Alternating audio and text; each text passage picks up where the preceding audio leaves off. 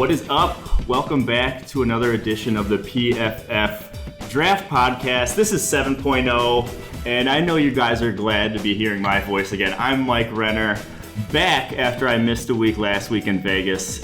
I actually made $1,000 out there in Vegas, so I doubled my salary for the month here at PFF. So you did? I did. Wow. So it was worth it, but...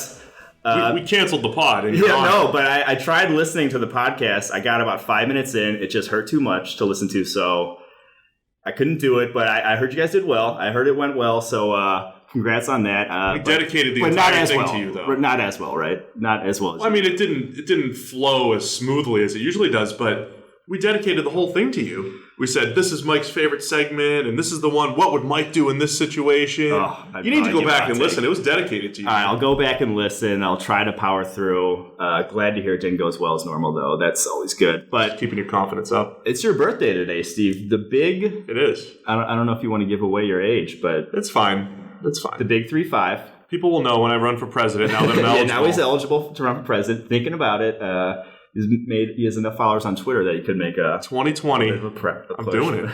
I think I have enough followers, right? Yeah, you could get some definitely some momentum behind you, but I didn't get you anything, unfortunately.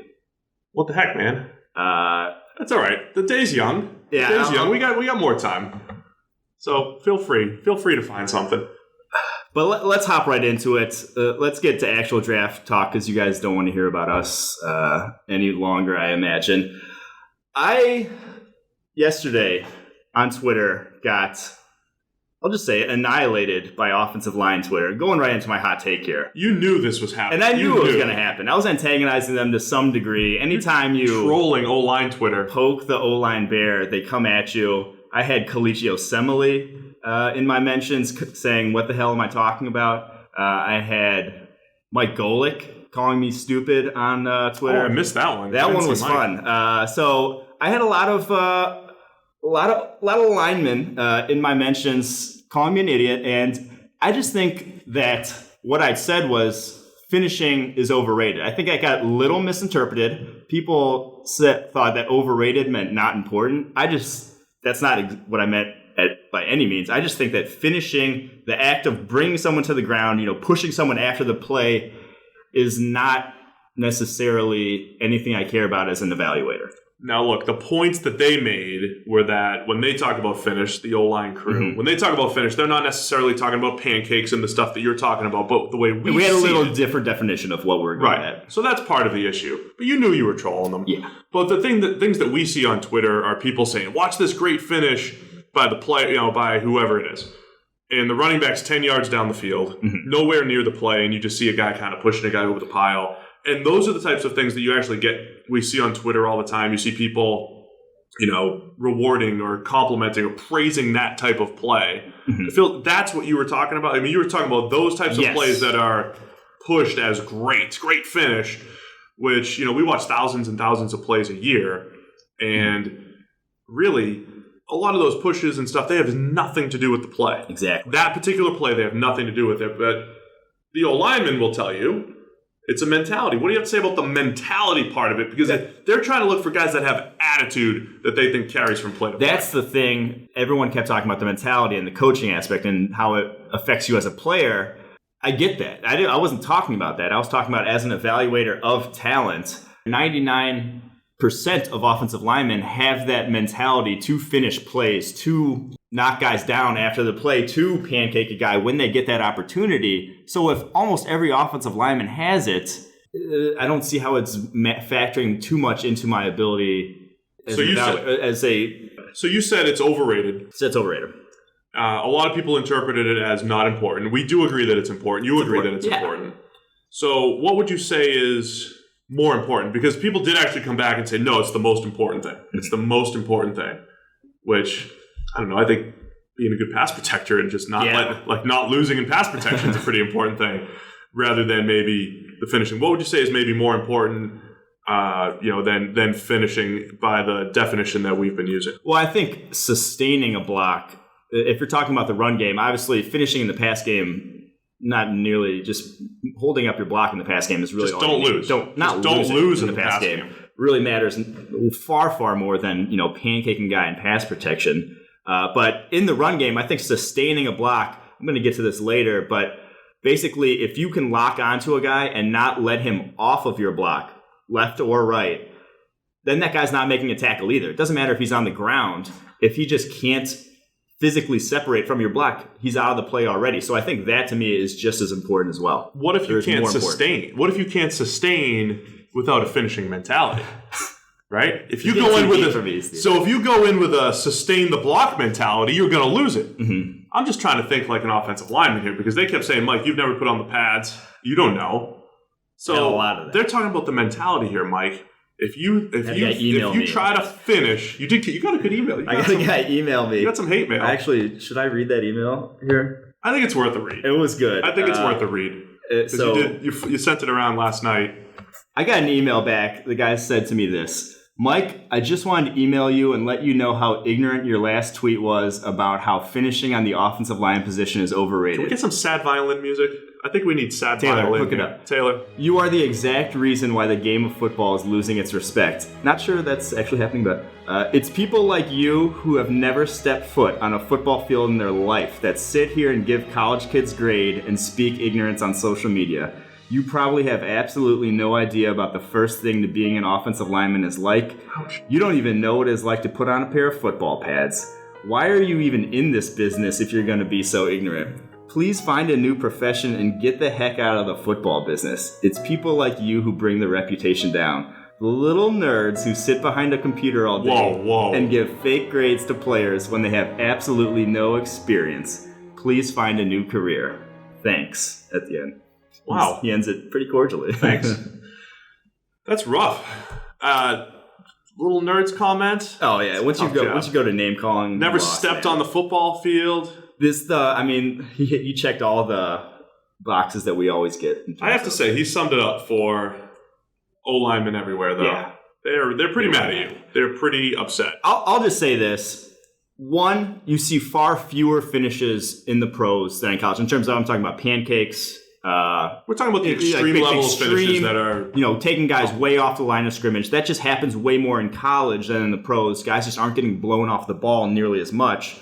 And I think that gets overrated. You have repeatedly seen in the past few years high draft picks who, tick that huge finish box. Guys like Greg Robinson, Eric Flowers, Andrus Peat, DJ Fluker, Jonathan Cooper, Chance Warmack. These guys who are... Maulers, road graders, finishers, right? That sort of guy. And then they get exposed in pass protection because that side got overlooked because they have the right mentality that, I can teach them pass protection with that mentality, although... No, you really can't. None of these guys are good pass protectors at the NFL level. I think Pete has maybe a little bit of ability. Fluker's ended up as pretty average. Cooper has never lived up to his hype. Warmack has been just okay. Greg Robinson has been really bad. Eric Flowers has been Give bad. me the Ronnie Stanleys. Give me the David Bakhtiaris. I don't give a damn about your road grading ability. Well, Bakhtiari's going to tweet you now and tell you that he finishes well, too. So I get that's a mentality, but... I think it gets overrated.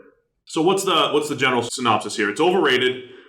The most important you think is sustaining, not so much the finish. And some of the stuff that maybe O-line people really focus on, the stuff that they really focus on is just a little overrated. That's all. That's all.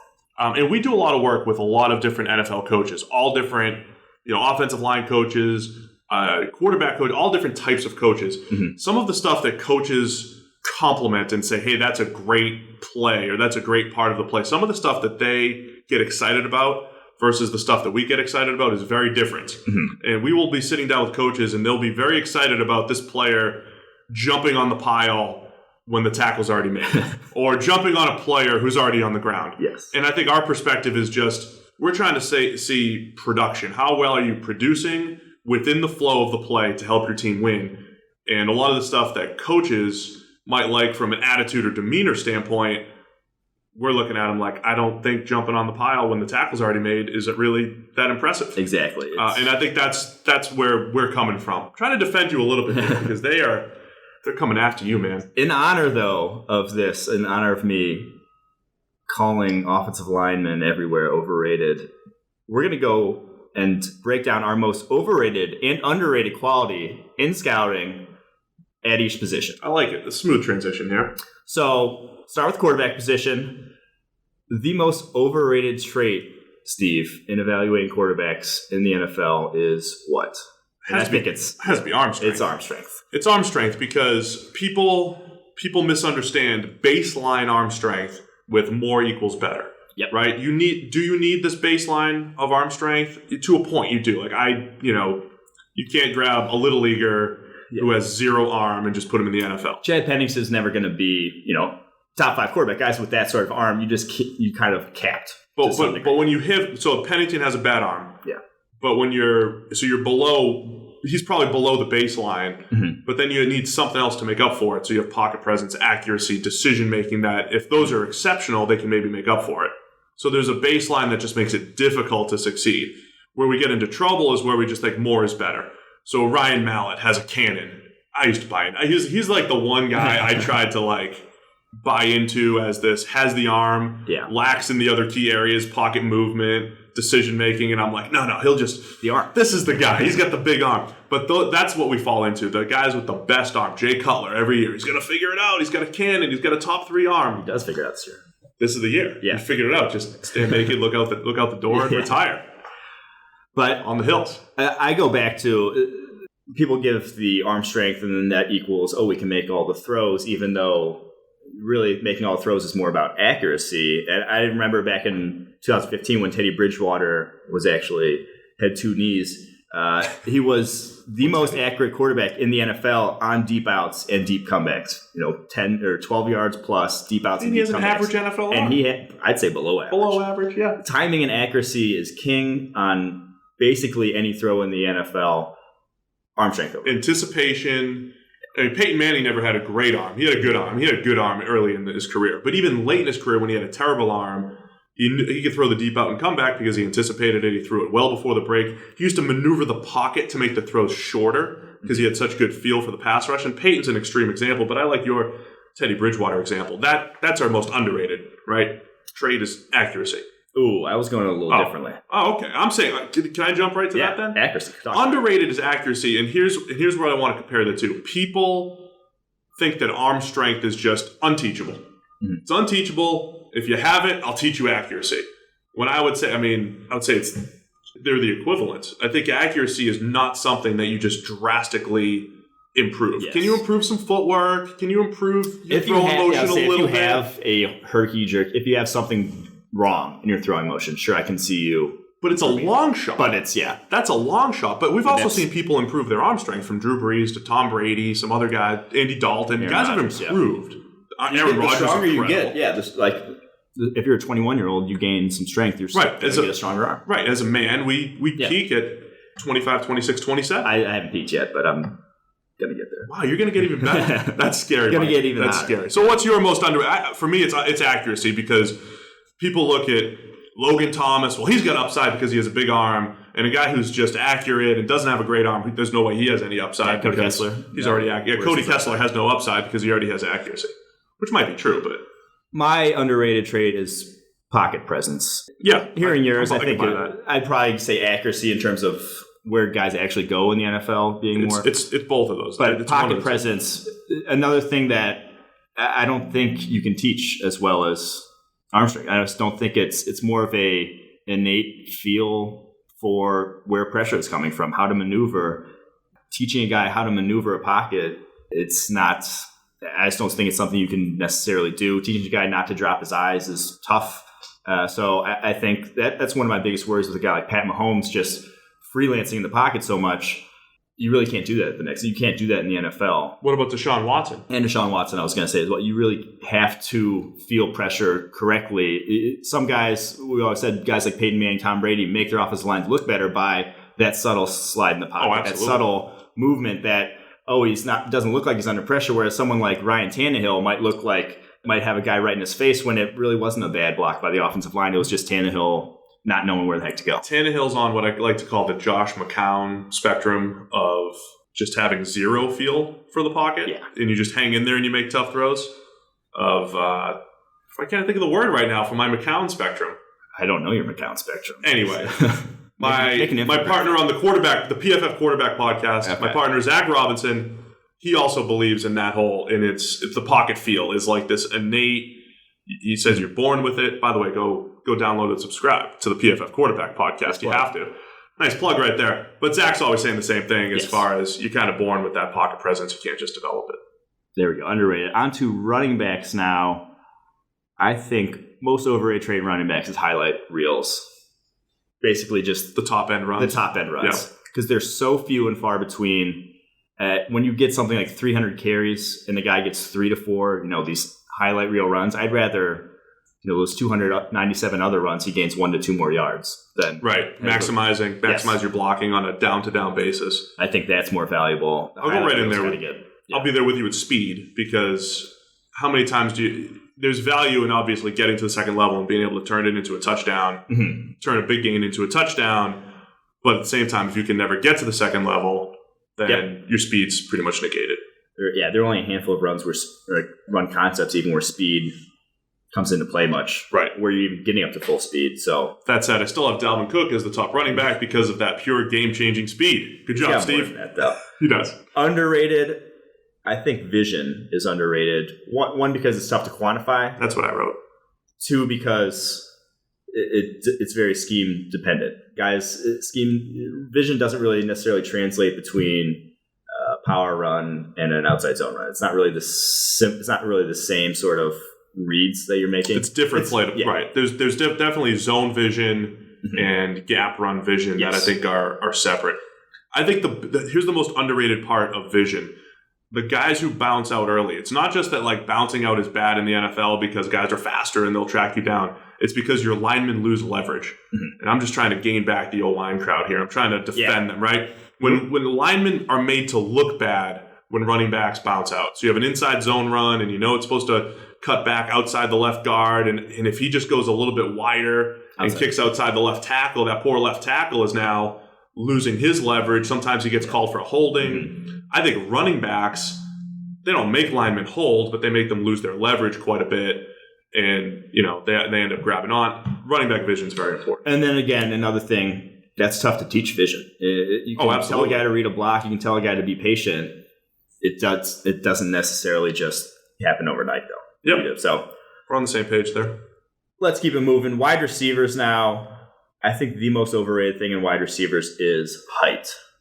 I think being taller matters in so few situations, and it actually is a detriment in others. I think it hurts your agility in terms of, breaking in and out of cuts. You just can't you can't sink as low. You can't, explode through cuts as much if you're taller versus, I know from watching, point guards in the NBA, the guys who are shorter tend to be quicker and can gain more separation. I think height matters in so few balls that if a guy's 6 foot versus 6'3", that's just not a. Yeah, the NFL's going to go for the 6'3" guy every day, but it's not necessarily. I think it's one of those things where if all things are equal, you'd rather the taller guy. Now, rarely are all things equal, but if you have a tall guy that can break down, get in and out of cuts and all that stuff, perhaps he does have a little. How many times though do 5'11" receivers go top 5 in the NFL? Not enough. When Odell Beckham was, should have been. No, that's true. He was a top 5 talent, but if he was 6'4", he goes, top 3. I hear you. So I'd say overrated. I'm going to go speed there as well for similar reasons, because a lot of times the speed guy can't get off press. When you're faster, it's actually harder to stop, to slow down, to run routes. So a lot of times you have a speed guy that just simply, the more speed you have, the more you can threaten the cornerback and do other things. But I think it's definitely overrated because you have guys that just, hey, this guy runs fast. Let's put him on the football field. I can see that. Underrated, Steve. What do you got for this one? So I have I call it the subtle hand usage down the field. I think, so going back to the speed thing, a lot of people think, well, this guy runs 4.3, he's a deep threat. But there are some really good deep threats who are 4 or 5 guys, because when it comes to time to catch the ball down the field, they know how to get away with that subtle push off, win the hand battle, win at the catch point, and they can be better deep threats than a guy who happens to be fast and is a 4.3. So think Allen Robinson in 2015. He was unbelievable down the field. You throw a 50-50 ball, he's going to catch it. He was a great deep threat, but it wasn't because he was blowing by guys with speed. It was ball skills and the hand usage. Jordy Nelson does it really well too. I was I'm in a similar vein. I think ball tracking, the ability to, it's very similar in that you have to know where the ball is going to be. So many guys track the ball poorly, get themselves in bad body positions down the field, that it makes a good throw all of a sudden look not like a good throw, or makes, a 50-50 ball not in their favor anymore. So I think the ability to track a ball down the field and, high point, that sort of thing, those sort of skills is very important as well at the position. I'll buy it. It's a good one. All right, on the tight ends, there might be similar. I don't know. What do you have for tight ends? I actually have two different ones. I'm just thinking overrated, I think, is probably blocking. And I hate that because I love watching a good blocking tight end. I just think in the NFL, it's kind of another baseline thing. Like, I don't need mauling, run blocking tight end anymore as my every down guy. I want a guy who's a receiver first, who's at least competent. I think you want to be competent enough as a blocker that the defense has to respect you. So when the personnel group comes out there, they're not like, hey, tight end's on the field, but we're going to match a corner with him. You need the defense to say, we're matching a linebacker with him, and then you can tap into your versatility. So I'd say blocking's a little overrated. I don't think it even gets rated that highly, though. What's that? I don't think it gets rated that highly, I'll say. I don't think. Maybe. Maybe today's NFL it's not as much, but you still hear, this guy can't block. But yeah, maybe the fantasy crowd doesn't care. But I think the NFL still cares. I think what I had was production. College production, really don't care about. Oh, you're talking so from the college transition here. Or even in the pros, production necessarily doesn't affect me as much because it's so dependent on your offensive usage, basically. Are you featured in your team's scheme, or is the quarterback looking for you repeatedly? Someone like, Jason Witten in Dallas gets featured heavily, but I'm not going to put him ahead of more. He's not a better tight end than guys who are more athletic, more talented receivers, but just don't get used as heavily. So usage to me in production, kind of overrated. No, that's fair. It's a lot. It's dependent on your scheme, your system, your quarterback, a lot of different things. Yes. Underrated? I think it's similar to what I said with receivers, just the ability to win at the catch point. It's not that different. Win at the catch point, know how to use your body. I think the best tight ends know how to use that big frame to win against linebackers and safeties and have just enough speed to contend with corners. But use your body. I'm going to go a different route on this one. And I'm going to go what you just said was overrated for receivers. And I think speed is underrated for tight ends, purely because I think stressing the seams of a defense with a tight end is so valuable in terms of what it does to linebackers, forcing them to create depth, what it does to safeties, holding them. I think having a tight end who can run a 4.5 and get straight up the seam is very valuable. So this is where Michael Roberts, this is where we'll differ. Toledo tight end, he's a 4.8 plus guy. Mm-hmm. And I compared him in our recent profiles to Damon Jones, Jacksonville Jaguars tight end from the late 90s, who all he did way back. I was a big Jags fan back in the day.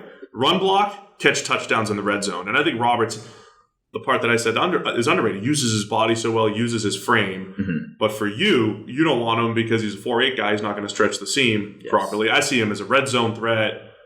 Had 16 touchdowns last year, led college football, and I think he had a really good feel for using his body to catch the ball and to win. I'll take George Kittle. I'll take the faster guy. I like Kittle too. I'm just saying. I see where Roberts' value is. Where he wouldn't even play in your team. Would not. 4.85. Get out of here, position. Michael.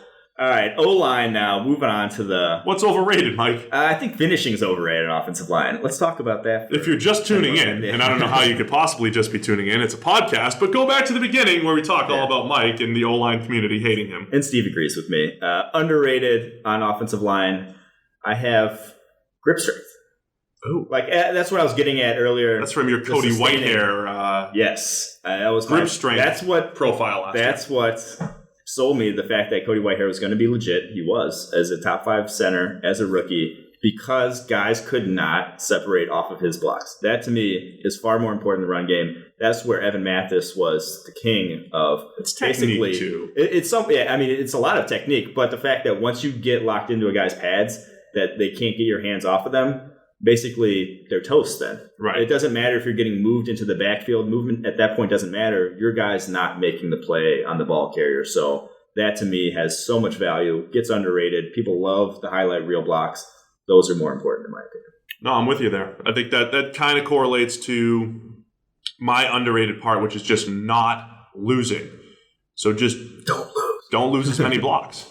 And we're all about quantifying stuff at PFF. And I think one of the ways to look at this is if we grade, say 30 run plays in a game, using the Evan Mathis example again too. Evan Mathis just didn't lose a ton of blocks. Mm-hmm. But when you ask scouts around the league, they thought we overrated him a ton because he didn't crush people, he didn't maul people, he didn't finish necessarily.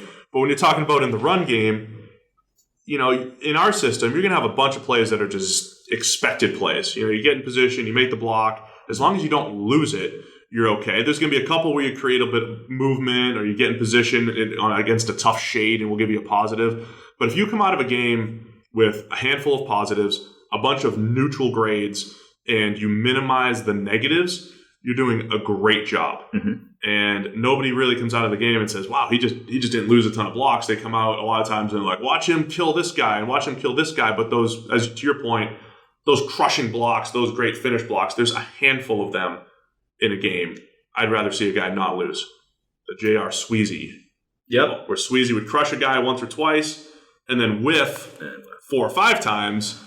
And I mean, you're destroying plays. You're destroying plays when you whiff. Just don't whiff, don't lose. All right, switch to the opposite side of the ball here. Defensively, what do you think is the most overrated quality for defensive line? We talked about this a couple podcasts ago. Mm-hmm. This whole concept of, he takes plays off. He disappears. So I think people say, well, this guy disappeared in the middle of the game. Where, again, we're coming back to quantifying it. If we know that, say, a good pass rusher gets pressure on 15% of his snaps, it's tough for that pass rusher to pick when that 15% happens. So sometimes you get 2 at the beginning of the game, and then there's nothing in the middle, and then there's 3 at the end of the game. And at the end of the game, it's like, it's 15%. He did his job. Oh, but he disappeared for a stretch. Yeah. Whereas the next week, it's like 1 early in the first quarter, 1 at the end of the first quarter, 1 at the half. I mean, so if you spread them out, you didn't disappear. So I think the takes plays off deal, as long as you're productive in comparison to your peers, you're fine. It's not about, he takes plays off and he disappears. If you still make plays and you make more plays than other guys, then you're productive, you're a good player. No, I'm on board with that 100%. I think that is one thing that we capture that, like you said, people will overrate in terms of it's the how often. Important. Yeah. It's all about the how often. It's still how often. You beat a guy 4 times in a row and then maybe don't do much the rest of the game. That still might be, a good in terms of compared to the rest of the league. So. Oh, absolutely. Do you have anything underrated? I had a different overrated. Okay, sorry. Burst along the defensive line. Not to say that it's so burst matter. Burst definitely matters, but it's more in the fact that people act like anyone without burst can't win.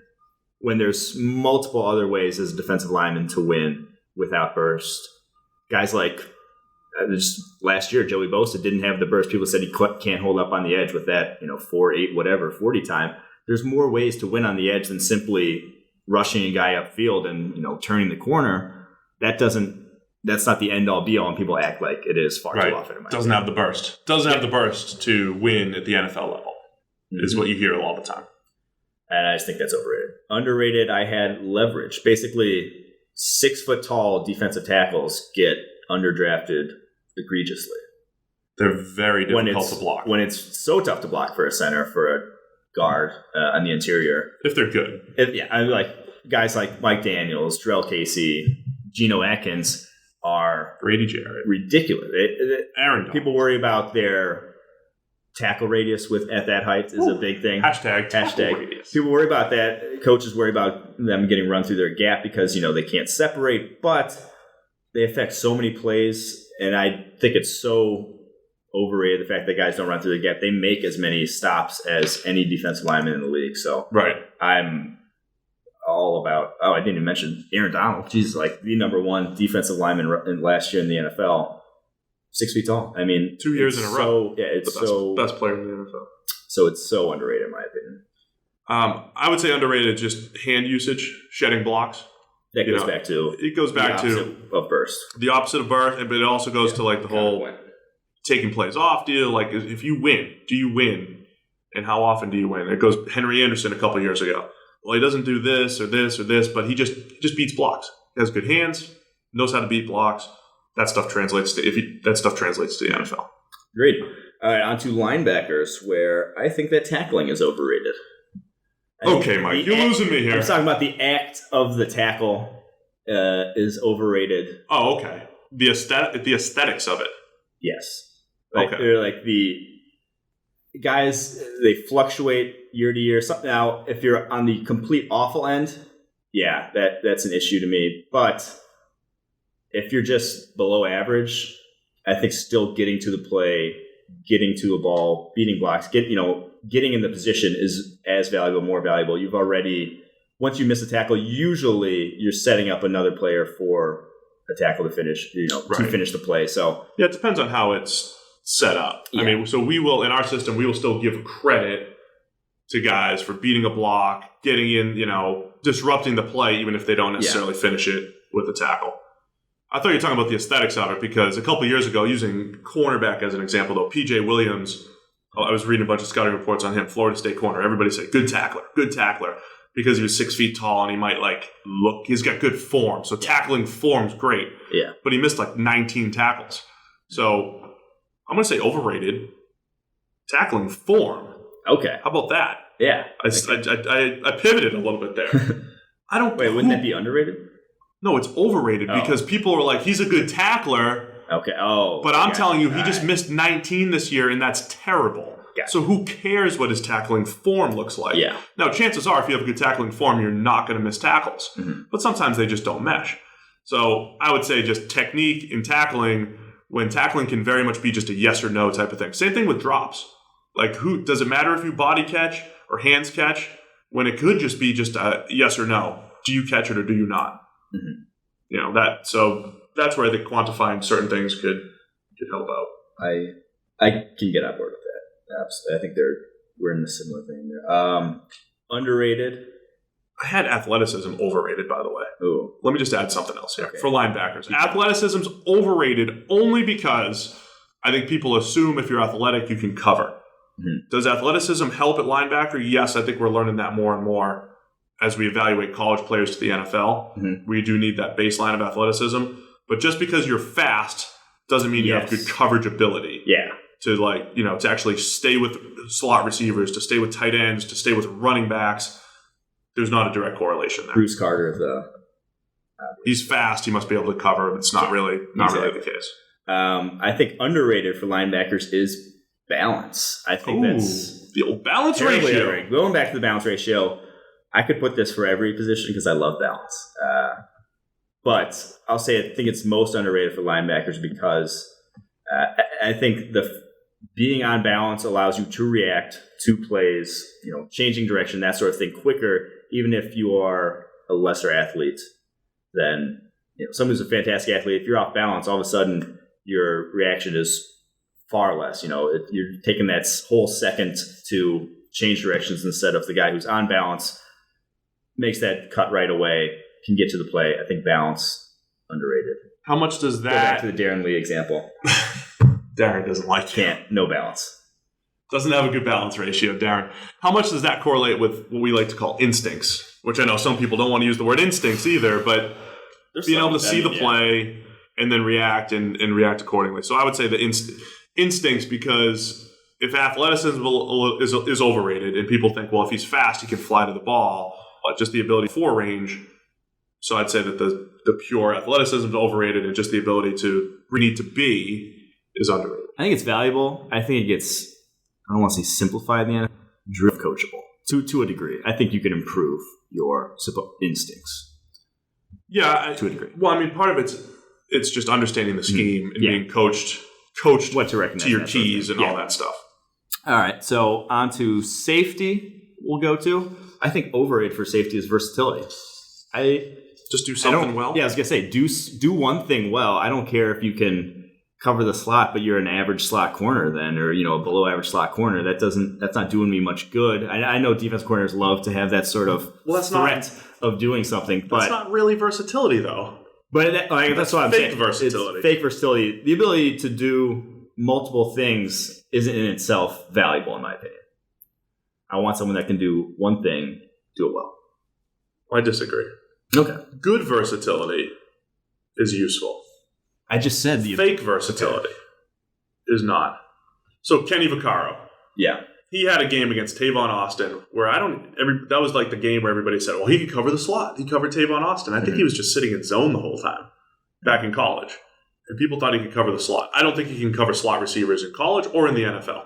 Yeah. And they considered that versatility when he's just a pretty good box safety. Yeah. Is what I would say. Mm-hmm. So maybe I'm making your point for you. You are. Thank you for that.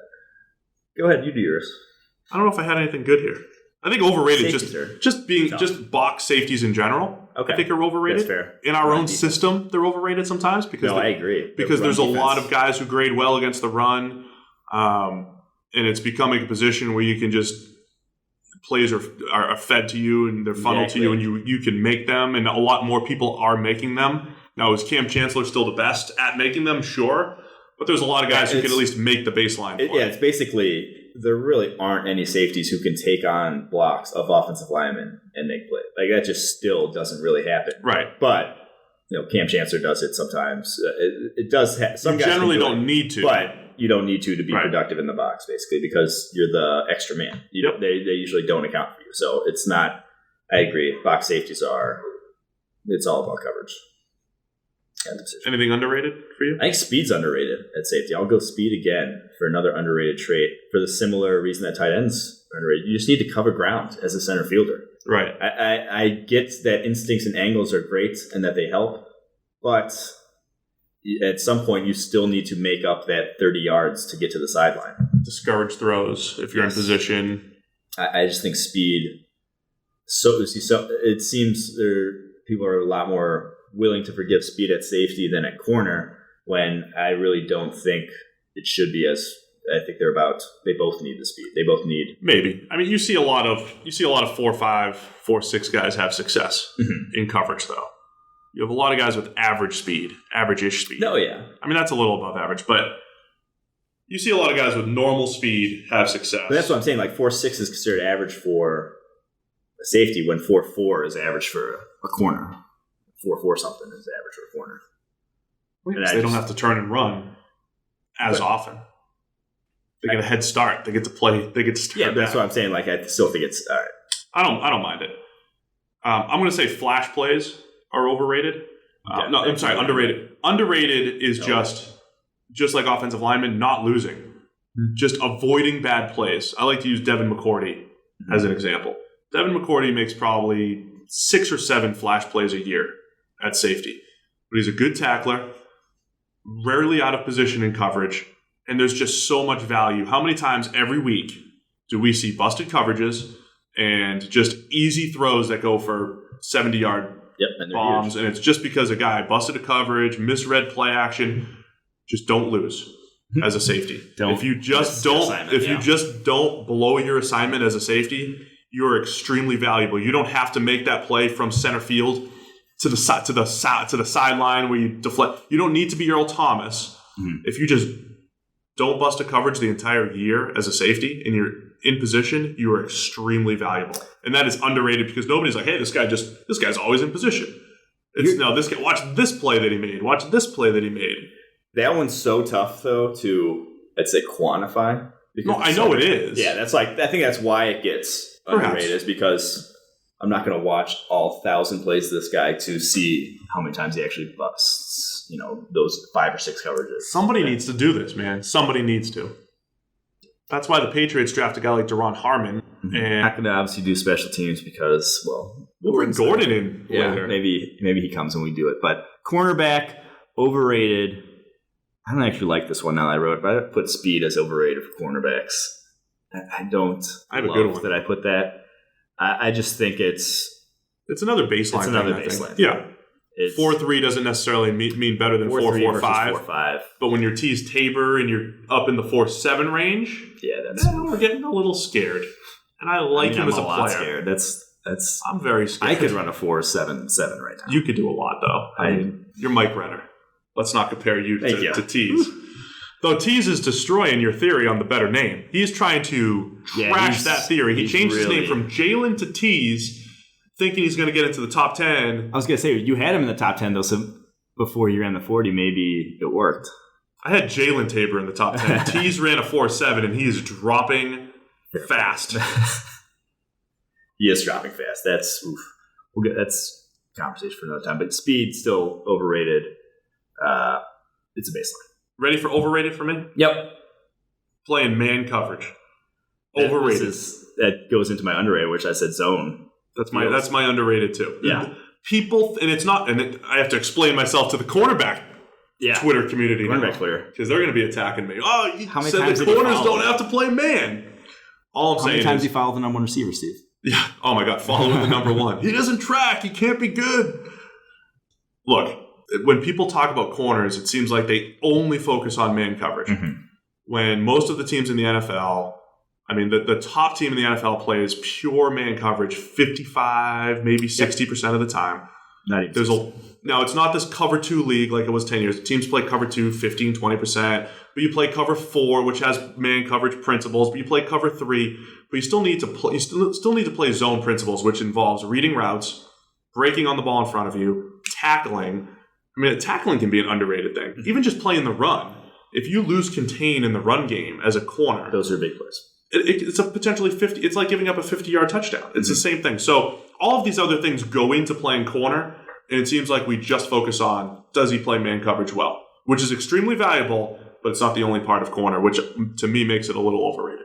Yeah, and that's why I had zone skill for corners, because it goes back to your busting coverages at safety thing. If you're not passing off routes correctly, if you're not able to do that, those are big plays. Absolutely. And it has a big impact because you're playing zone the majority of the time. Right. Most teams are not just line up, play man, cover your guy the entire time. You have to mix it up. You have to disguise coverages. Mm-hmm. You're going to play all sorts of different types of zones and pattern matching and all sorts of different stuff. And guys that can't zones do that sort of stuff is zones very valuable. Yep. That's our overrated, underrated. I like it. I think it was good. We'll move on to some segments now. Scouting term of the week. Waistbender. Going back to the O-line. Going back here, to Mike. It's O-line week on Draft Pod 7.0. Trying to get them back on my side here. What's a waistbender to you, Steve? What does that do for you? It's just a description of poor technique. Yeah. It's just you want to keep that good posture so that you can handle. So you're in an athletic position to block a pass rusher. And when guys bend at the waist and they reach, you're in a terrible position. And goes back to balance. You're off balance. When you're hunched over, leaning at a oncoming pass rusher. He's just gonna, as soon as you get knocked off of that position, anyway, left or right or forward, you're going to the ground. Basically, you're losing that block. So waist bending, it's not a good thing. No. But what is a good thing is our new scouting term of the week, and that's waist straightening. The waist straightener. Straighteners are the guys who, aren't waist benders. It's you guys aren't done. Finally, someone has taken the term, flipped it around, and you're just a positive guy. Yeah, I mean there should be it's a straight waist guy. There's a opposite to a waist bender. There's the correct thing, and it's the waist straightener. He's a good waist straightener. So if you're just tuning in for the first time, our new scouting term of the week. It's a fun thing we've been doing. They don't actually exist. We made this up, but we also like to turn it into a bit of a hashtag for the week, get people interacting. We've had some people joining in and having some fun with it. So we want you to go take hashtag waist straightener and ask your favorite draft guru, whomever it may be. Not me, someone else. Mike Mayock, Todd McShay, Mel Kiper, Josh Norris, Dane Brugler, whoever it might be. Ask Josh Norris. Who are the best waist straighteners? That's 7 straight pods with Josh Norris. Name dropped in there. He's a good dude. Look, go find your favorite guy. Ask who the best hashtag waist straightener is in this draft. Use Ryan Ramczyk, but Ramczyk's he's a straight waist guy, all the way. Yeah, even from D3, he transitioned nicely, kept his waist straight.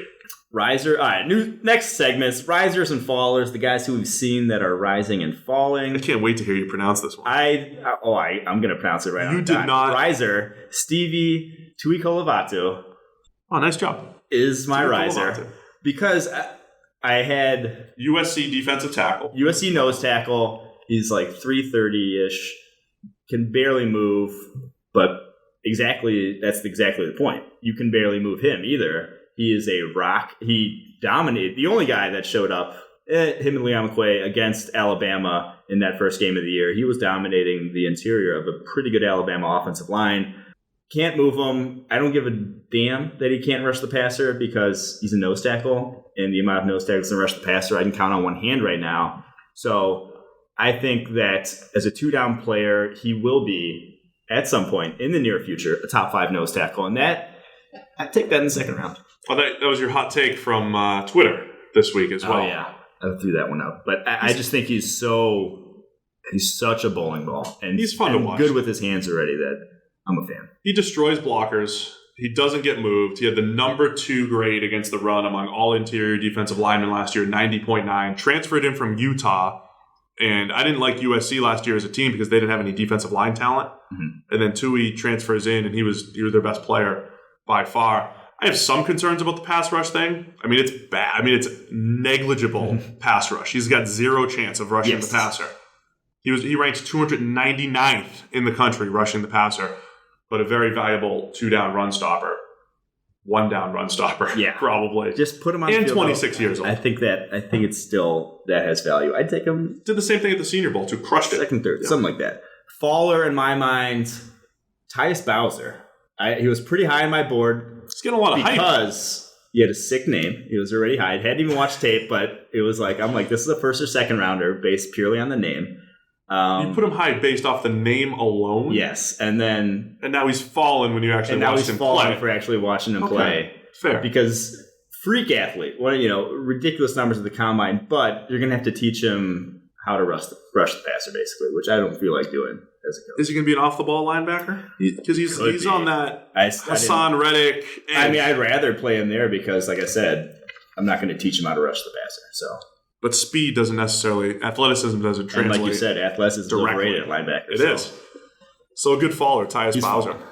I'm going to stick with linebackers. Riser for me, Blair Brown from Ohio. And it was this is a recency bias type of thing. Really good grades in our system. Josh Liskowitz, who was on the pod last week, had written up his scouting report a couple weeks ago. I just got back to reviewing it. He's a really good player. He tested well at the combine. He's only 5'11", and that used to be a big knock at linebacker. It still can be tough shedding blocks in the run game, but he makes up for it with really good instincts, beats guys to the spot. Low man wins, like you said, in the defensive line. Leverage. He has that leverage advantage at linebacker. And I think he's got some coverage ability. Graded extremely well for us the last couple of years. Currently, I think number 4 in our linebacker rankings, or number 5 in our linebacker rankings, which will be coming up and updated this week on Draft Pass, the PFF Draft Pass. We haven't even talked about it yet, Mike. Oh, yeah. Let me give the quick plug on Draft Pass, because this is, I think, the best thing that we've done. Definitely the best thing we've done for the draft. We are finally giving our signature stat access online. So you sign up, you get online access to the Draft Pass. Mm-hmm. You log in, you have access to signature stats on over 1,000 players from this past year. Scouting reports on pretty close to 200 players. And then they have advanced stats too. So you get grading for their last 3 years. You get spider charts. You get passing maps. You get advanced stats that we dug deep down in the database. Like who's the best pass rusher on pressures that get to the quarterback in less than 2.5 seconds. Like ridiculous stuff that only PFF can track. So it's really cool stuff. You get that online, but you also get a PDF, free download, and we're going to update it every couple weeks. So go check it out, profootballfocus.com/draftpass17. So that's Blair Brown.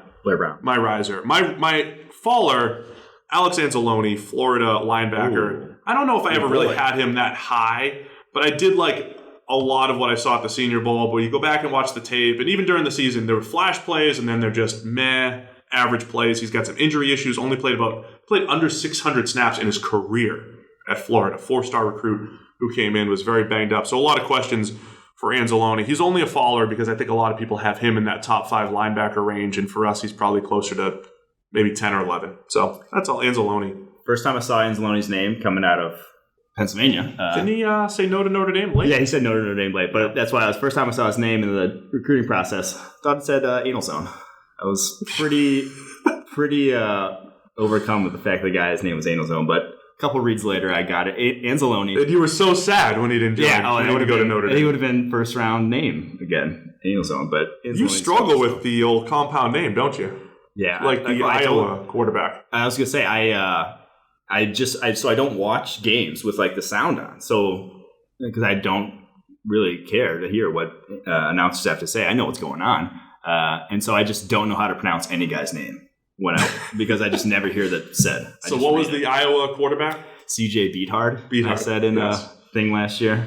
Look, I'm not the best at pronunciating names. Pronunciation's not pronouncing the names, but pronunciation's not my thing. General, yeah. I'm already struggling with it. The irony here, but man, Beathard, come on, man. Yeah, people are like, did you just say? I did. Take two, Beathard. All right, on to next segment, old scouting reports.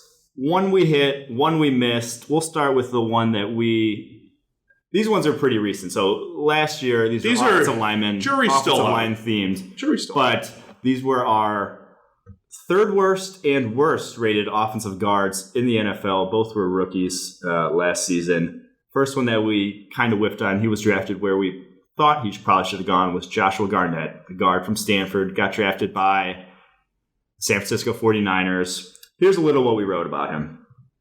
Drive blocker, gets low and moves people at the point of attack, will destroy unsuspecting defenders on pull blocks, dominated on the play side of run plays, top graded in the nation among guards. First thing that I should say here, a little interrupting, none of his positives in this report were about pass blocking, which should have been, first red flag. Struggles, here's our biggest concerns. Struggles with backside cutoffs in zone may limit him schematically.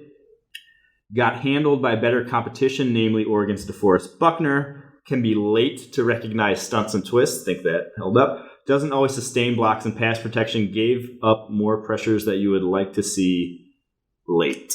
Yeah, I mean, I don't know that we necessarily missed. He went to San Francisco on a zone-heavy scheme, outside zone-heavy scheme, played for Chip Kelly's scheme. I mean, if we were drawing up Josh Garnett, we're talking about going to a power-heavy scheme, going to Tennessee. Buffalo would have been great. So Oakland. Houston with what they do, New England with what they do, Oakland absolutely. Mm-hmm. So I think it was a big scheme fit type of thing. Yeah. And you're right. Sometimes we may have ignored a little bit of pass protection when we ranked him, but we certainly acknowledge he didn't grade well in pass protection in college. He was just okay. But his run blocking was outstanding. I mean, in that Stanford power run scheme, as a puller, he was outstanding. At the play side, he was really good.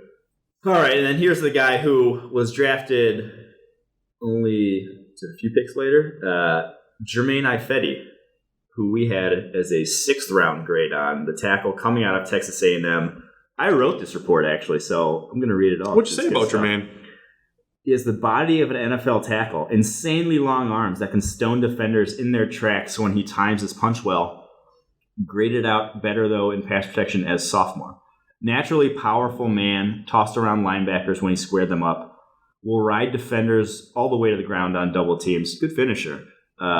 Buried more than a few defensive tackles on the backside of inside zone.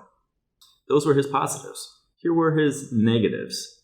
His long arms doing him no favors at the moment. He lacks any sort of ability to latch on and maintain a block. His hand placement is a complete mess.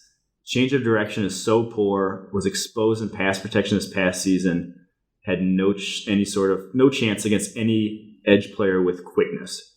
Plays so hunched over, awful stance, leads to his hands flying out too wide and poor balance. Waved at linebackers at the second level far too often. Gave his player comp as Donovan Smith. He struggled. He played guard. He had some of the moments because I think Seattle used more. We're not going to call it man some of the moments blocking. He was the lowest graded guard in the NFL by far. But they used more gap scheme last year, and every now and again he'd get his hands on some people and move them. But I think he certainly struggled, which we expected. But he doesn't care because he doesn't like our stuff. He's tweeted at us a few times. Yeah. Sorry, Jermaine, if you're listening. Just play better next year. It's no big deal. All right. That's it for the old scouting reports. Let's move on to handicapping the draft, where I give Steve some odds. Steve places a bet if he feels like it. He doesn't have to. Steve has currently $100 riding on Mitch Trubisky being the first quarterback off the board, $50 on Dalvin Cook being the first running back, $100 that a kicker will come off the board on day 2, O.J. Howard being the first tight end off the board, 50 on that, and then did you put 50 on, was it Cam Robinson that you put being the first offensive lineman off the board? I think I did. That was a difficult one trying to that was a guess what the NFL's going to do. The NFL. Yeah. And you went Cam. And now I'm going to give another position where there's... Before you start, Josh put some money up last week. Oh, did we? While did you I were miss gone. one? Okay. I gave Josh odds on the first wide receiver off the board. Okay. I got to go back and check the actual odds, but I think he took John Ross. Ooh. First off the board. He was an underdog. He was plus maybe 150 or something, but he threw $50 on it. So we're going to collect Josh's money. I might get in on that one too if I can, but that's we'll throw that down, Josh. $50. John Ross. All right, I got another position where there's maybe a toss-up on who goes first. I think there's a guy who's getting drafted higher in mock drafts right now, but there are two different players in terms of what their abilities are, and it's which safety comes off the board first. Is it Jamal Adams or Malik Hooker? Jamal Adams at minus 150, so he's the favorite. Right. I give you Malik Hooker at plus 110. Here's the interesting part about Hooker. We keep trying to put him into this Seattle scheme to be that center fielder. So, there are some teams that are running that system, running in the top 10, from the 49ers to the Jaguars to the Chargers. So there's definitely somebody could bite and just say, wow, we have the best center fielder to come out in the last 5 years. He's going to be our guy. I still think Jamal Adams goes higher. He's had top 5 type of height for a while. It's cooled a little bit, I think, since the combine because he didn't have an exceptional workout. But I think that versatile safety, Mike. Versatility, it's overrated. That versatility, it's overrated. Guy's going to get drafted higher, so give me Jamal Adams. I'm going light, though. I'm only going $25. I got a lot of money on the line. I was going to say. Everywhere Could here. backfire on you. We're going $25. You got 2 kids to feed now, Steve. Well, I like to look at it as I have 2 kids to feed. Yeah. I'm going to try to play the draft and win here. Okay. Yeah. To feed them. There's a lot of diapers. There's a lot of food. Addicts usually say. All right, that is it. I don't play to lose, Mike. That is it for us. Check out Draft Pass. Check out Draft Pass. ProFootballFocus.com/DraftPass17. Oh, do you want to do a giveaway? I've written a handful. Oh yeah, let's give away a free Draft Pass. So I'm feeling good today. It's Steve's birthday. Nice. He's in the mood. Tell him what to do. Here's what we're going to do. We did this during the season. We love when you review the show. It's good for the show. It's how people spread the word. So first off, tell your friends. You spread want the more word. People listening to it. We do. Yeah. You guys want more people listening. We have millions and millions of you listeners. Want someone to talk to about the podcast. We want more. Tell your friends about the PFF podcast, but also go give us a 5-star review. It's got to be a 5-star review. And in that review, just be like, hey, Mike's awesome, Steve's awesome, Sam's average. Don't worry about Sam. But give us the 5-star review. Leave your Twitter handle or email in the review. And we're going to have our marketing team who scours all of these things. They're going to go through and they're going to pick one lucky winner to get a free draft pass. Free draft pass, $19.99 value. You get the PDF, you get the online component, you get stats on 1,000 players, you get scouting reports on 200 players, and you get Senior Bowl practice stats, which literally do not exist anywhere else except the draft pass. So go leave us the 5-star review anywhere, preferably iTunes. Same tool used by NFL GMs and scouts that work at ESPN. So whoa, let's not name any names, but we did have NFL GMs sign up. Saw their names. So go ahead and go get that. Go do it. We'll be back next week with more draft talk. Hope you guys enjoyed it. Have a good one.